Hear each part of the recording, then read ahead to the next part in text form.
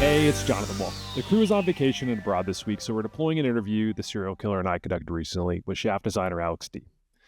Alex spent more than 2 decades at Fujikura creating some of the most influential shafts in the industry, including the wildly popular Ventus. He recently left Fujikura to blaze his own trail with a new startup shaft company called Tera. We discussed his origin story in the industry, the new Alpha 1 series, building a shaft brand from scratch, tour feedback, motivation, and a ton more. Enjoy the interview. Well, the golf equipment industry continues to expand, and we started to see some new players enter the space. One of them is here today. And look, if we're going to talk about new product, we might as well get the guy who designed it in the hot seat. Pleased to be welcomed by Tera. What are we calling you, Alex? By the way, Tera, what? What is your title? Like chief designer? I'm a co-founder. Chief whiz, co-founder. I go by co-founder. I mean, I don't think any of us want to have like giant heads about our title. So, but yeah, I'm a co-founder. Myself, Bill Stiles, Michelle DeFontaine. We are the three that came together to form Tera. Yep. And yeah, but I do the design work. So yeah. Missed opportunity for an undisputed dictator of shaft design. Yes. Very, very, very much so. Maybe I'll change that. Put down a card. Next run of cards. Call it. So before we kind of get into the design and what's going on here, what is your origin story? How did you get in? Because you spent over 2 decades at Fujikura. Yeah. How did you get started in the golf equipment industry? Yeah. So my background, right, is in mechanical engineering, and then I did my graduate school with composites as a concentration. So I really got into composite materials, and I think when I heard that golf shafts was or just golf in general was one of the largest usages of composite materials, that became interesting versus like going into aerospace or making missiles and bombs. This was like leisure sports, and it sounded as a better fit for me. And it turned out to be a great decision because the golf space is so technical, right? I mean, you're looking at on the head side titanium and now carbon fibers and the acoustics and the modeling. There's a lot going on there. And then the shaft, composite materials there and all the analysis you can do for characterization and ball, the aerodynamics and all the materials. So yeah, and then this, the ball flight monitoring has come so far, right? Radar, et cetera. Like it's just been kind of a great place to be for if you're a technical geek about that kind of stuff. And that's where I kind of fit in. And then, I got a shot out of leaving graduate school. I'm not sure how Fujikura got my resume, but they did. I got a call and I came out, and 25 years later, right, had a great run there and proud of the work I did there. And so part of me is about innovation. Part of what I do is just what I call continuous improvement. And it came to a time after 25 years where I thought my challenges had hit a certain spot and I needed another challenge, right? Yeah. And so the opportunity came with Michelle DeFontaine, who's a co-founder of ours, and he's a good friend of mine from UC San Diego, where we went to undergrad together. He's more of the startup guy and operations. He's kind of our sanity check. He does a lot of stuff that helps out with making sure that we're compliant HR-wise and accounting-wise, or we could grow the company. He reached out to me and said, "Hey, would you want to do something with this?" And I go, "Yeah." And then I heard Bill Stiles, who I worked with for over 25 plus years. Bill Stiles did a lot of work with us on the graphics side. Nice. He represented a company that innovated the decal application on golf shafts.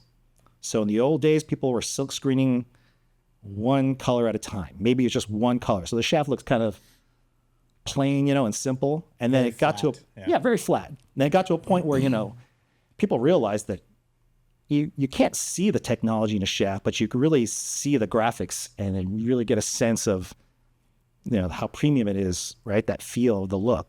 And so Bill Stiles was a big part of making that happen by decals where multiple colors be pressed on a shaft at once.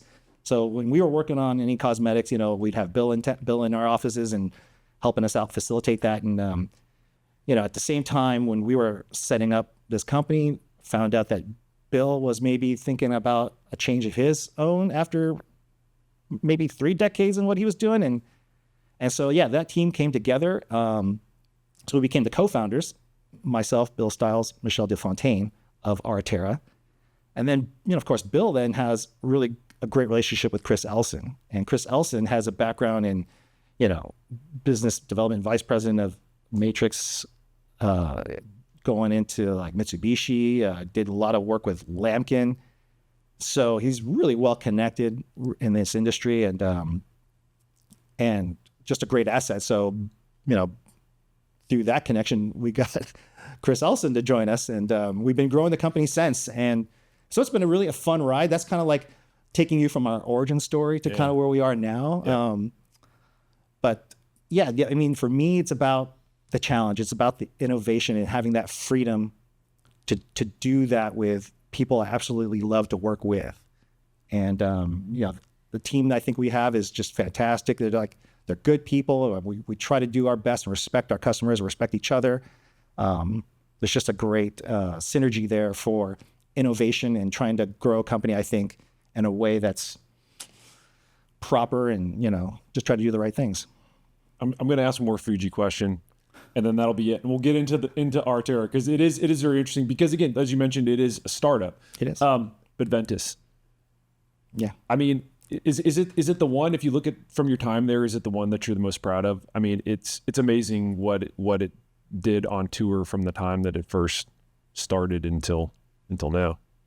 Yeah, I don't think any of us can, at the time when we were doing the development, would have expected that it would have such popularity, right?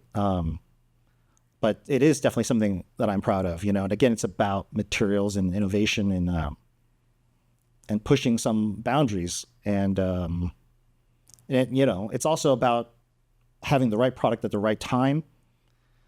And, with whether it was the pandemic and, an acceptance of premium products by mainstream, in golf, plus all the fitting that was happening, all coming to a head, the club champions opening up 100 plus, outlets, everything kind of coalesced into this opportunity, right? And we were there at the right time. But yes, definitely something I'm proud of, right? But it's interesting because again, when you were doing the graphics and doing the and putting it all together, it's not like you would know that everything would just align. Sure. Yeah. But you do your best work and you hope it's seen in the right light. But there's a lot of times where we do development and it's a great product and sometimes it doesn't get the shot, and you don't know why. Yeah. And sometimes you get the shot and you try to figure out the wisdom of what went right and maybe what went wrong. But it's not always easy to tell. It's like a hit song. You never know. Yeah. If you're writing a song, you hear these people are like, oh, we didn't know it was going to be hot. Like, really? Listen to these Rush guys talk about Thomas Sawyer. That song sucked when we were writing. I'm like, are you kidding me? Bye. That's very appropriate, actually. I mean, the hit song versus what shaft pops. You get one guy on tour that has a couple of good weeks, and then next thing you know, it's number one selling shaft, number one played shaft, and that's that. Yeah. And it didn't grow immediately, on tour. It just a few players at a time. Yep. And, we were excited about this player trying it, this player trying it. This guy put it in play. We're like, oh, that's cool. And then, Yeah. Compare development doing development at an established place like a Fuji versus development at a startup like Tera. Mm-hmm. I can't imagine it's the same thing because you're kind of starting with you're been moving up, and the other you're starting from scratch. I mean, it's you're the new kid on the block. You gotta earn your cachet. What's development like doing it on the startup side versus an established shop? I'll tell you, there's pros and cons, right? The pros, I think, are there's less cooks in the kitchen, and it helps focus development. It helps have a sense of direction and keep that going through. There are a lot of times where you may have a concept or an idea, and then it goes through a committee, and by the time whenever it comes out of that black box, it's not what you maybe had hoped. And so I think we have this ability to be more focused and maybe take more risks right? As a smaller, hungry company that's really trying to make a mark. I mean, that makes perfect sense. Because, I mean, the advantage of having that startup platform, you can develop structures that are way outside of the box for a particular manufacturer that just knows their lane and stays in that lane and doesn't want to deviate too much.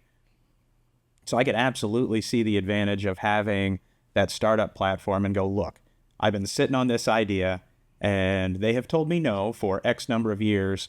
I know it's going to work. Let's try it. And I mean, just from with TrueSpec and going around in the marketplace and the contacts that I have, there's a buzz about this shaft. People are curious. People want to try it. And the graphics package, to your point, it pops. People recognize it. They know what it is. And they're coming in and asking for it by name. And for a startup, like we see that kind of buzz and curiosity when Autoflex came on the scene, and haven't seen it really with anything else until you guys came on. So now we're starting to get that same kind of groups are coming in looking specifically to try. Our customer service teams are getting phone calls asking for it by name. And whatever it is you're doing on the marketing side and just boots on the ground with going to different accounts and things, it's working because people are asking for it by name and they want to try it. Hey, everybody. We hope you are enjoying the interview. And, the one thing that we have to let you know, as we always do, is that this could not be possible without the great help of Golf Pride and their all-new reverse taper putter grip. Now, we talk so much about timing in the golf swing, and, part of the golf swing involves putting. It's just a much smaller swing. And that moment before impact is crucial. And this is where the reverse taper design, which has a smaller upper and a larger lower hand, helps to produce a more square club face at impact. Because that means if you're producing a square club face, that ball is starting on line off of your putter face, and hopefully, I can't legally say this, but hopefully you're going to sink a few more putts as well. And this has been proven in testing from Golf Pride that the reverse taper offers the putter face more square to impact than a traditional parallel style putter grip. And if you're looking and trying to figure out which one is for you, you can head over to golfpride.com. You can check out the 3 different shapes and 2 different sizes. There is the round, which is a universally popular style for those who prefer to generally use a right hand low. There's the pistol style as well, which really helps lock that top part of the grip into your hand. And then there is the flat style, which is a more oval shaped and works great for players who prefer to use a more palm to palm style, or basically any other style you prefer to choose to grip your putter. Again, they come in medium and large. And if you want to learn more about the reverse taper and the full selection of swing grips from Golf Pride, head over to golfpride.com to learn all about them. Oh, and that kind of leads me into the name. Where did the name come from? What does it mean? First of all, I mean, that's really cool to hear that people are asking for it. It's all that we can ask for, that people give it a try. Absolutely. And what I would say about that is that, we put our heart into this one, and it is our initial foray, the Alpha 1 shafts.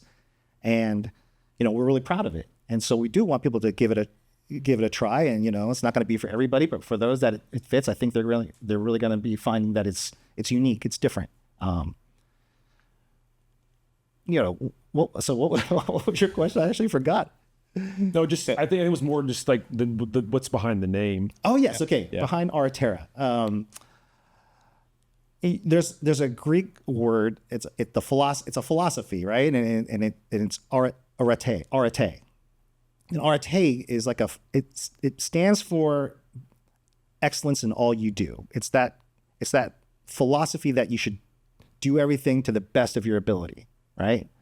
And work hard for those things, and let the chips fall after that, and be proud of that, right? So I think that phrase, I like that word, arete, was like just something that sounded so cool to me, but it didn't make sense as a brand. And so I don't know. I was taking a walk one night, and I just thought arete or Tera, and I just visualized this RA at the end, and it had a ring to it. And then I realized that it's also a palindrome. You could read it forward and backwards, and I'm like, okay, that's kind of cute. I'm going to keep that in my back pocket. I think I just typed into my phone, and then we kind of sat on that for, 6 months or so. And then when it was time to come up with our,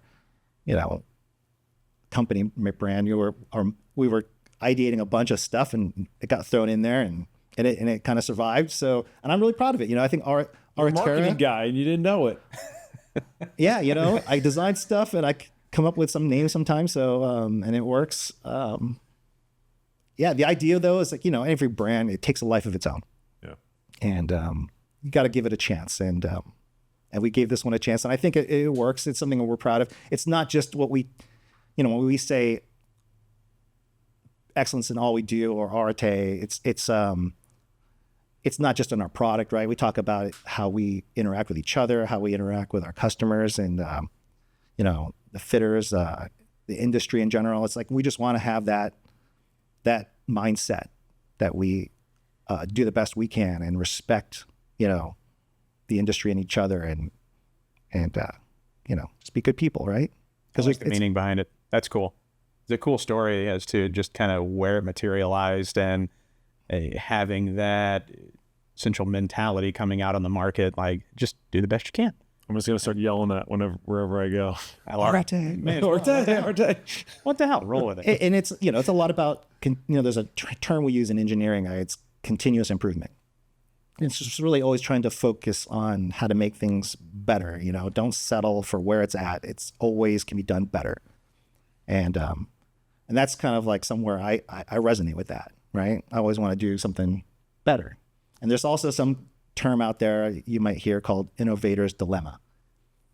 Innovator's dilemma is about like, you created something and it's so hot that now you're fearful of going away from what's hot. Interesting. Yeah. I think a lot of manufacturers struggle with that. Yeah. It's kind of to your point exactly what I was talking about earlier. Materials or designs and trying to stay in a lane because it's comfortable and safe, and maybe it's been successful in the past. So yeah, I think you could totally see that. It's difficult to innovate at times. Absolutely. Yeah. And I mean, the majority of our listeners and loyalists that we have that call in and leave us messages and want to know more about us and what we do are golf nerds. I mean, they're gear nerds, they're gear junkies. They like to deep dive. So, I mean, appealing to that audience, initial launch coming out on the market, what are some of the structures that these guys can kind of dive into and give them a little peek under the hood, if you say? Yeah, so our Alpha 1 is a line of shafts that has what we call like two profiles, right? We have the blue and a gray. And the difference between the two is that the gray has a 10%, about a 10% stiffer tip section. And everything else we kept constant, like whether it's the weight balance, the weight of the shaft, the torque. And that is really meant to simplify fitting. A lot of times if you go from one shaft to another, there's a lot of stuff going on. Oh, yeah. And you may not know what's causing what, but you have a limited time to work with a player that's getting fit. And so we thought, hey, this is a great way to isolate one of the larger levers of, a ball flight and feel. And so tip flex is somewhere where we said, let's make that difference right there. So if you go from a blue or a gray, you're seeing a 10% stiffer tip. We call it more stable of a tip, in the gray versus the blue. And now we have a 55, a 65, and a 75 weight-wise. And where the 55 right now is only in a blue, and you'll get the 65 to 75 in gray or blue, right? And then for flexes, again, when we talk about profiles, a lot of companies also define ball flight profile, and we're kind of staying away from that because we do see, even on our player testing, it's really it's very dependent not just on the shaft specifications, but also how the golfer interacts with that. Exactly. As a brand agnostic fitter, I love that, because there's so many people that come in with a preconceived notion of what a product is supposed to do. And you see so many people kind of paint themselves into a corner, especially in a fitting environment, that say, oh yeah, let's go and try a X shaft that is low launch, low spin. And then based upon players' load pattern, release pattern, angles they create and how they deliver it, all of a sudden this quote unquote low launch, low spin shaft is launching 3 degrees higher than anything else that we've tested, and it's spinning off the planet. That's right. And when it comes to just that release pattern of the player, and I mean, you have no idea how a shaft is going to react when it comes to droop and deflection and impact position on the face. Feels are completely unique to the player, so how it is that they deliver it and what the marketing team says the shaft is supposed to do sometimes are opposite ends of the spectrum. Shafts terrify me. They still do. Oh yeah. Like every time I go and test, because you don't know what's going to happen. Again, Nope. as you mentioned, you're going to get the marketing spiel on what a shaft is designed to do, but a delivery, you can't put every golfer into the same box because they don't all deliver the golf club the same way at impact. That's why, again, it's so important to go and get fit and figure this out instead of just simply picking up, an X-Flex that's, low spin, low launch because that's what you know. But it's the one area where if you go in blind and try and say, well, this shaft is probably pretty close. Yeah. Like, no. And the materials that they use nowadays, I mean, shafts are cheap. They aren't cheap to manufacture. They aren't cheap when you're looking to get something that's gonna make your club better. So yeah, you gotta go and test them. You have to. And I mean, when I'm training our fitters, I do all of our training and continuing education initiatives. One of the first conversations that we have when we get into how to shaft fit is understanding that golf shaft is timing mechanism. Mm-hmm. And one of the scripts that I just stress on for these guys is when you get that trap set from the client, oh, what does this do? The immediate response that I want them to have is, let's hit it and see what it does for you, rather than giving them the response of, what the bend profile is, what the prescribed description of the shaft is. Let's hit it and see what it does for you. If this ends up being the one that works for you, I'll tell you everything you want to know about it. And that I love the approach that you have, instead of kind of pigeonholing and saying, oh, this is a low launch, low spin shaft, and just going, yeah, here's the structure, and let's just put it in the marketplace, put it in the player's hand, see what it does. I love that. I mean, you can't stop people from trying to self-fit. Sure. But so we give them, a little bit of information to do that. But generally speaking, we want the fitter to make those decisions based on a data-driven decision, right? And it's not a proprietary offering. No. So it's not something that you're going to see at PGA Superstore or Golf Galaxy or Dick's Sporting Goods sitting on a shelf. This is a premium product that you need to get fit for. And again, as a brand agnostic fitter, I love that approach. Yeah. Hey, everybody. I hope you are enjoying this conversation. And if, you're someone who's looking for an Tera shaft, one of the places you can go find it is at fairwayjockey.com. Fairway Jockey offers the most exclusive collection of aftermarket shafts and custom equipment built to tour level specifications. They also offer the lowest prices on custom built clubs, up to 20% less than the average quote from the nation's leading club fitters. And for you fully equipped listeners, you can use code fully equipped, that is FULLYEQUIPPED, to take an extra 10% off of your order, leading to a potential of 30% less than you're going to find anywhere else online. One of those places you can find those Tera shafts is at fairwayjockey.com, and they also carry a lot of the small batch and limited release product. Like one of the things we talked about not too long ago was the 3D printed irons for Cobra. Perfect example. They also have different putters, accessories, all kind of different options. So if you're curious and want to learn more, head over to fairwayjockey.com for all your gear needs. Walk me through, how did you end up with two different profiles? Why not three? Why not just one? Why not three, or why not one just initially from the outset? Why did you want to do two? That's a great question. I think there's multiple ways of looking at it. One is that we believe that, if you want to be in the fitting space, you need shafts that have a variety of characteristics, right? And so, you're going to get a shot at a fit. We didn't want to be one and done. So if it didn't work, we move on to, competitor shaft. We just want to have that flexibility of choice, and build it into the system that if gray wasn't the right one, go for the blue. If blue didn't do something, try the gray, right? And there's definitely a feel difference. There's definitely a performance variation there that you'll measure. And a lot of times we're seeing that we can win a lot of fitting battles just through that simplification, right? Now, 3 lines would maybe be better than 2, but we knew that wall space on a, at a fitting center is coveted and you have to earn it. Absolutely. And, Chris isn't letting you on that wall unless you're a good product. It's true. I know it's true. There's a lot of people campaigning for wall space. There's a lot of people campaigning for wall space, right? So, who are we? We were unknown. We had to earn our stripes. So we knew we're hungry. We want that. But if we came out with like 300 shafts, how many are going to make it on the wall? Exactly. So why do all this work up front? Let's grow, more organically and earn it. Get the trust of the fitters, get the trust of our customers, right? And so let's go that route. And that's where it came from. And we really focused on limiting some of the SKUs so we have 10 shaft lines, right? 10 shafts right now, right? It's total. One of the things that I'm always curious about, golfers, they're creatures of habit.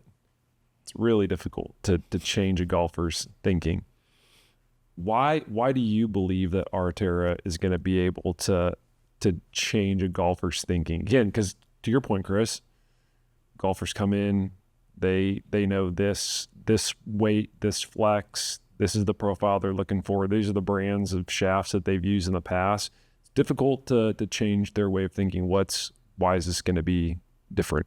I've got an answer for that after you. I'd like to hear your answer. You're going to answer this. I want to hear from Alex, but I do want to hear what your answer is. Yeah. Well, but yeah, come back to me. I don't look at it as like we're trying to change people's thinking.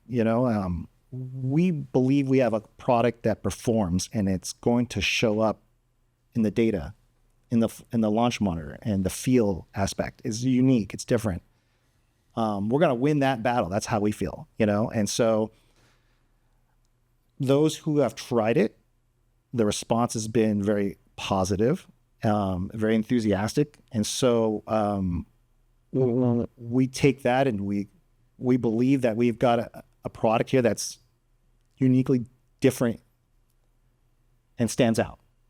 And so we just hope people will give this a try, and working a lot with the fitters and educating the fitters helps get that product in the hands of players who are willing to try. And I think, to be honest, I just feel like the golf shaft space is still new.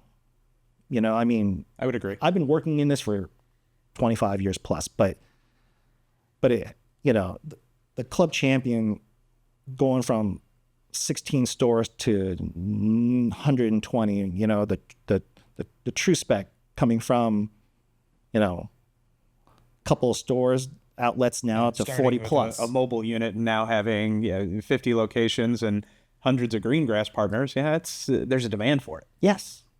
And so, I don't think a lot of people know even the shaft brands. They get confused by seeing something like Diamana and they go, oh, that's made by Diamana. They don't even necessarily associate yet 100% who the manufacturer is. Like, they have no idea.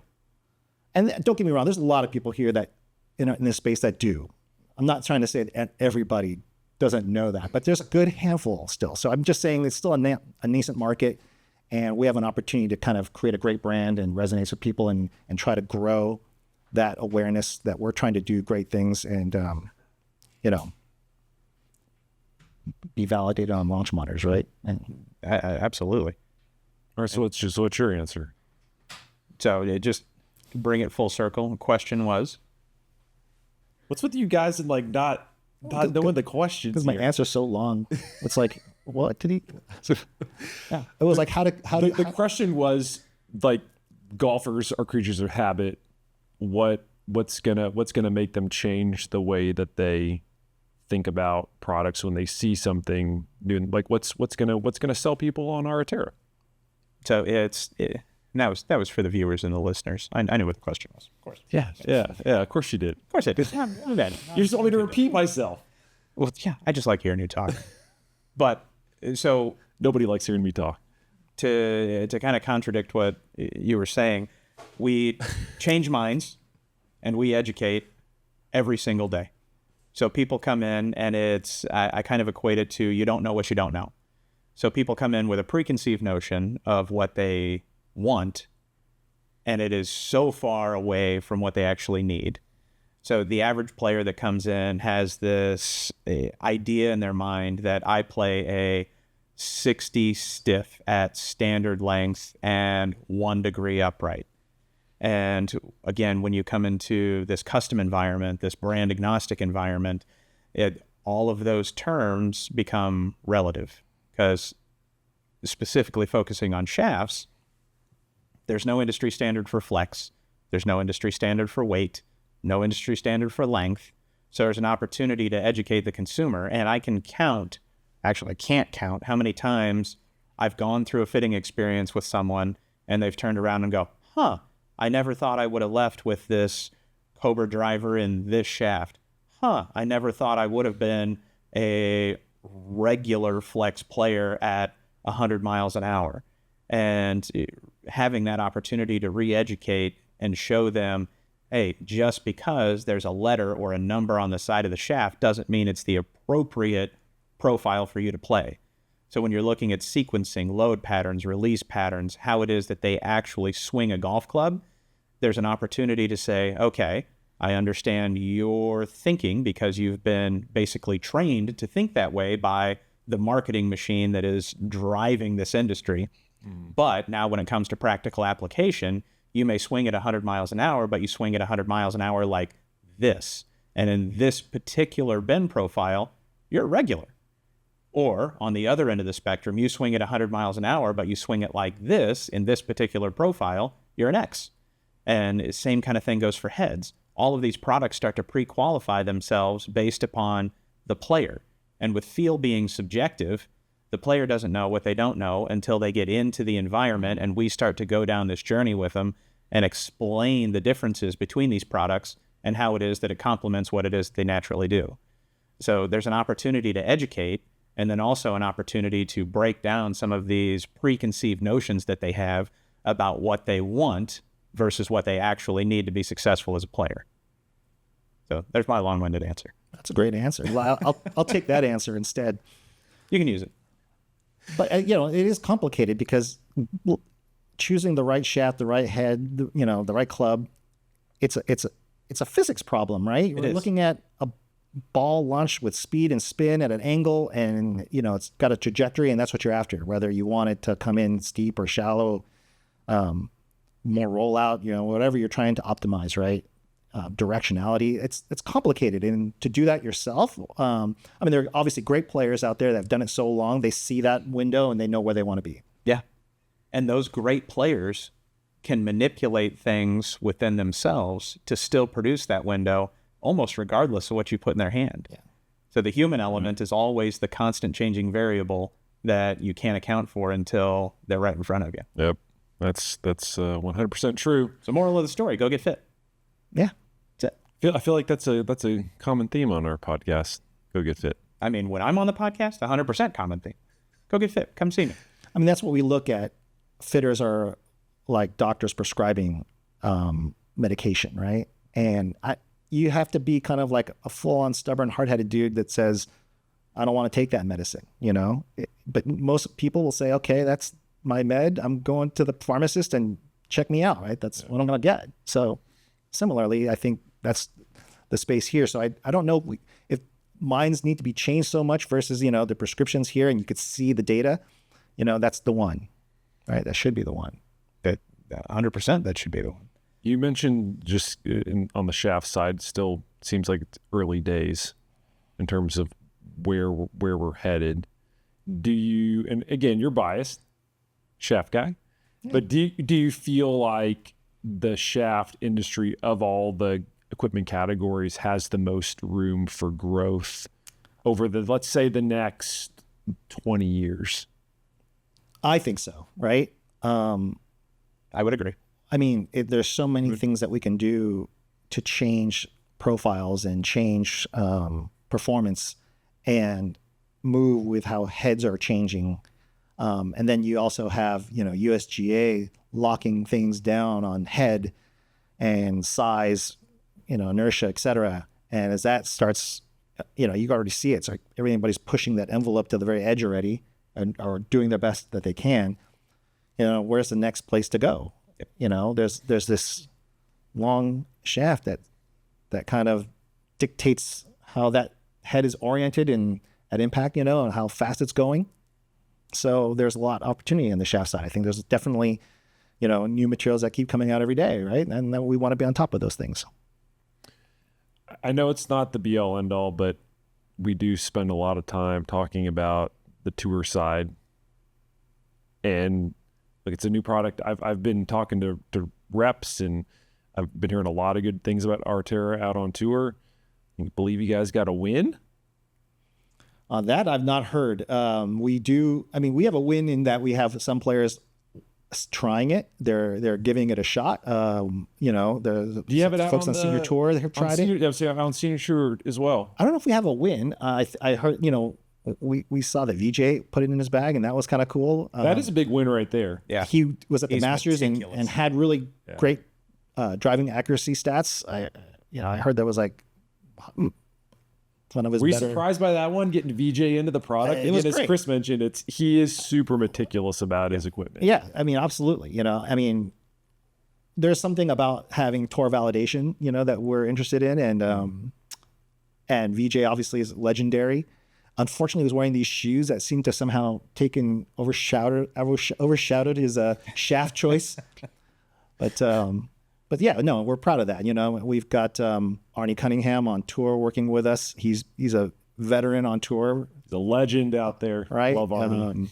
And he's patient, and that's what we have to be. We're not going to be dominating the tour anytime soon, but we think we have a great product, and if they give it a shot, right, and they make that change, they'll be pleasantly surprised. So we just got to be patient and let that ride out. What's the feedback been like from those guys? Anything that you've been hearing just consistently that leads you to believe that guys are seeing what the shaft is designed to do? A lot of it is, like the feel is really, really good. The flow is really good. The connection and the connectivity of how we design that shaft. It really performs, right? And but here's the thing, there are a lot of shafts out there that I think are really stiff to get the stability. And on tour, you get put to a spot that if you want stability, you got to push to this high end stiffness, and it's getting really. It's not great for the masses. It's maybe not so great for tour players, but that's what they needed for stability. And I think what we're trying to do is change that script, and it's not easy to change mindset overnight. But what we feel, though, is that you don't have to get stability through this high stiffness. And Alpha One is about putting more forgiveness in that feel, but not paying the penalty of instability, right? So it's not a trade-off to add feel and also make sure you have a stable product for your off-center hits. So some of the comments may be, they're not used to it. It takes time, right? But I don't think our product's that divergent from others in terms of that stiffness, but it just has a little more feel, and I think it'll catch on. Last one for me.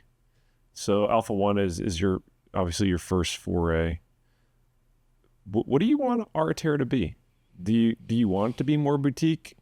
When we've seen a lot of success with the boutique brands, do you want it to turn in as the hope that it turns into a behemoth that goes head to head with some of the bigger shaft brands out there in the marketplace? I know it's again still early days, but what are your kind of like hopes and dreams for our Tera going forward?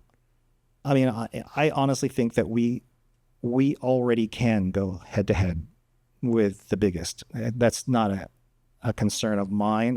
We may not have their marketing muscle and we may not have the deep pockets right now. But we've got a product that we're proud of and that we think can stand up to anybody's and go beyond. But we don't see ourselves as a company that's just plastered everywhere and sold into every stock product. Where we think there's an authenticity to our brand, where we want people to realize that we're making product for good players and average players that want to see a product that's not trying to fool people that it, in a stock product, it's the same thing, colored the same way, I think fitters have a hard time dealing with customers that when they come in saying, isn't this the real thing? And that's not the real thing. And, dirty little secret. Oh, it's. I feel like we've been shining a light on it on this podcast, but yeah, that's. I was gonna say I don't keep it a secret. I shadow from the roof. Oh, I know you don't. We've talked about it a couple of times at least. Yeah, but we don't need to be there, right? Because we're small, and we don't think that's our place. So for those that's their strategy that works for them, about great. It's just not the direction we would go in, and I think we'd keep that going as forever. That's kind of like in our mantra now. I think this is a lot of fun. Again, Alex, congrats on the early success for our Tera. Excited to see what you guys have cooking. And if you haven't had a chance to go check out the shafts, you probably go to True Spec. Try them out. They earned a spot on the wall already. I mean, oh wow, I'm ready to see how they perform in the base for sure. Yeah. Thanks again for joining us, Alex. Thanks, Jonathan. Thanks, Chris. Thank you. Thanks for having me here. And that'll do it for episode 245 of Fully Equipped. The crew will be back next week to bring you more gear news. In the meantime, as always, if you want more gear goodness, check us out on the social channels. We're at Fully Equipped Golf on YouTube. And if you haven't already, please like and subscribe. We're also Fully Equipped Golf on Instagram and at Fully_Equipped on Twitter. Thanks as always for listening. We'll see you next week.